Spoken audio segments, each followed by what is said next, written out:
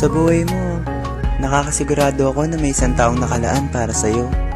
May nakatadhana para sa'yo. Lumipas man ang mahabang panahon, darating pa rin siya sa hindi mo inaasahan na pagkakataon. Hi! Ako nga pala si May. 19 years old na ako. At nagpa-part-time job ako sa isang coffee shop. Almost 4 months na din akong nag-work. No boyfriend since birth. At hindi ko pa rin nakikita yung guy na papatibok ng puso ko. Hi! Gusto ko naman sanang sumuko sa paghihintay eh. Pero biglang... Hi! Ako nga pala si Travis. 20 years old na ako at kagagraduate ko lang sa kolehiyo. After graduation, nakipag-break sa akin yung girlfriend ko. Sobrang sakit nga eh. Gusto ko nga maglasing nun pero sakit lang sa ulo yun. So naisip ko mag-coffee na lang. Wala lang, maiba lang. At pagpunta ko sa coffee shop,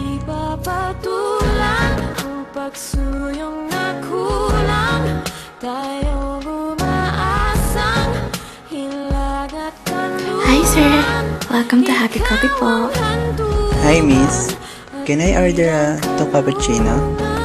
Wow sir! Ang lakas nyo naman po pala magkape. Treat ko sana sa'yo yung isa eh. Kasi parang malungkot ka. Sabi nila, minsan mapagbiro yung tadhana. Pagtatagpuin kayo, paglalapitin.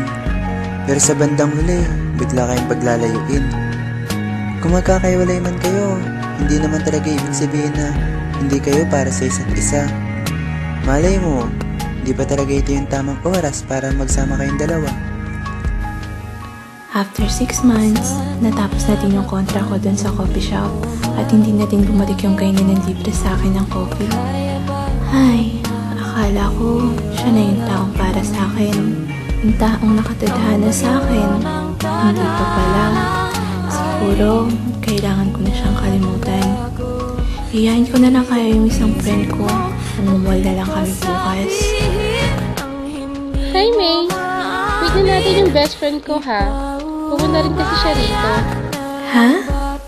Best friend? Yup. Isang ko lang din kasi makita yung sa sobrang workaholic. Naalala ko tuloy yung kwento niya 6 months ago. May nakilala siyang girl sa isang cafeteria at mukhang na-in-love ang loko.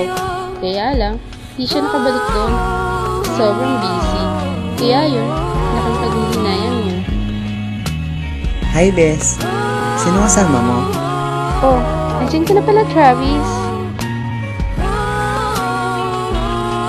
Teka, ikaw yung... Hi,